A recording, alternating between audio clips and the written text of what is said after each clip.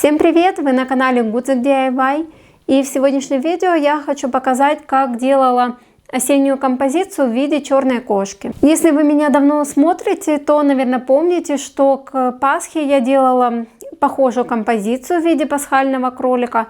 И вот к осени мне захотелось сделать тоже что-то подобное, но уже в осенних цветах.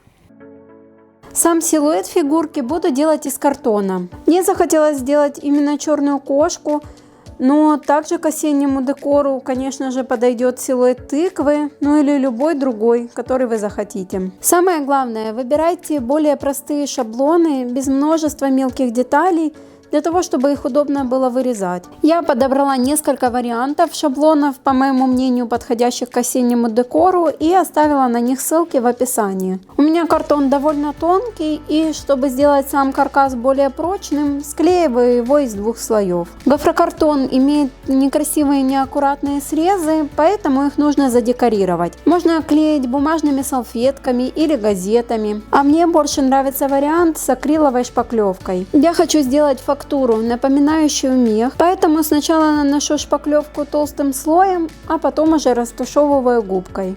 Нужно дождаться высыхания этого слоя и уже потом приступать к обработке торцов. После того, как шпаклевка со всех сторон просохла, промазываю ее клеем ПВА и посыпаю черным глиттером. Я сам клей смешала с черным строительным колером для того, чтобы не было никаких белесых разводов. И пока снова сохнет, буду делать листья для композиции. Их я вырезала из иранского фоамирана толщиной 1 мм. Обрабатываю их с помощью утюга. Прикладываю буквально на пару секунд, и пока фоамиран еще горячий, прорисовываю прожилки. Если у вас есть специальный молд, то это, конечно же, сильно упростит вам работу, но если нет, то вот такой вот выход из положения можно найти. Хочу подчеркнуть рельеф масляной пастелью. Ее обычно наносят губкой, но я хочу получить более яркий эффект, поэтому наношу прямо мелком и потом уже растушевываю пальцами.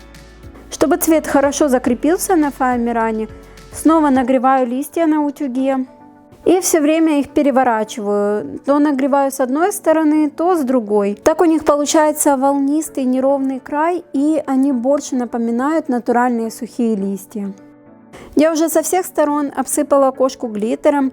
Клей хорошо высох, и поэтому можно приступать к подставке. Ее я буду склеивать из нескольких ярусов гофрированного картона. Хорошо закрепляю кошку с помощью проволоки и тщательно промазываю термоклеем даже с внешней стороны. Его впоследствии видно не будет, потому что саму подставку буду покрывать воздушным пластилином. И чтобы ее фактура была более неоднородная и объемная, к обычному воздушному пластилину домешиваю пластилин с мелкими пенопластовыми шариками. Густо промазываю картон ПВА и покрываю тонким слоем пластилина. У меня даже не хватило замешанного оттенка, чтобы покрыть всю подставку. Но ничего страшного, добавлю еще оранжевый. Желательно дождаться его полного высыхания, а уже потом окрашивать, чтобы краска точно не отслоилась. Мне не хочется полностью перекрывать его цвет, поэтому краску я смешала с клеем ПВА, чтобы она стала полупрозрачной. Добавляю еще оранжевой краски и растушевываю. Мне хочется, чтобы цвет подставки напоминал цвет пожухлой травы и листьев. Пока подставка сохнет, займусь дальше декором. Взяла вот такие пенопластовые тыковки. Они покрыты блестками, но, к сожалению, мне сюда не подходят, потому что у них уж очень яркий цвет. А мне хочется сделать их более натуральными.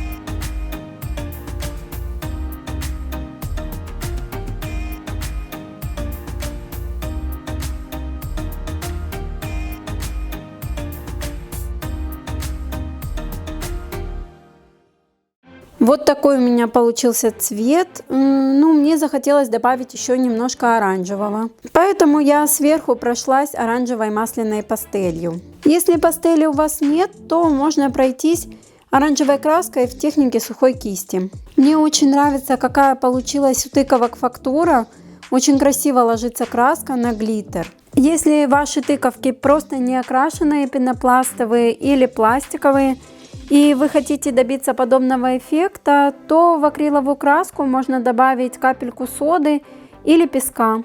Украшать композицию буду не только фоамирановыми листьями, которые делала сама, но и различными ягодками и пластиковой зеленью. Все веточки сначала приклеиваю на термоклей и уже после закрепляю пластилином.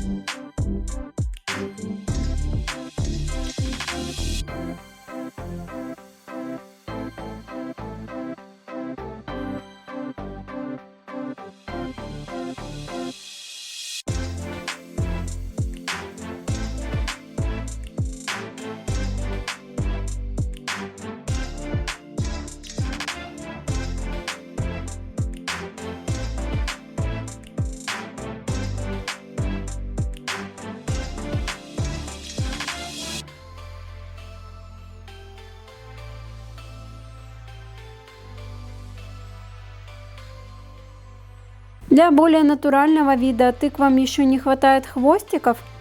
Их я делаю все из того же воздушного пластилина, а из тонкой флористической проволоки добавляю кудрявые усики.